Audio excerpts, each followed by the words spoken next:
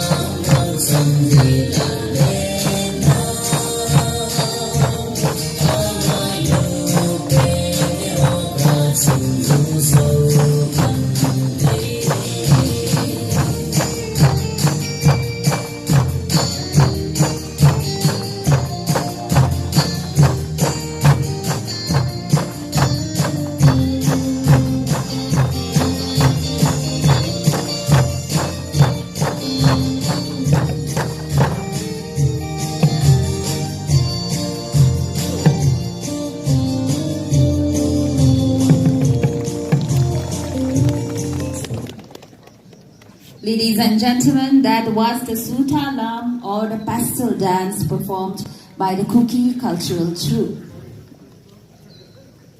Now I would like to invite Yachumaro Cultural Troupe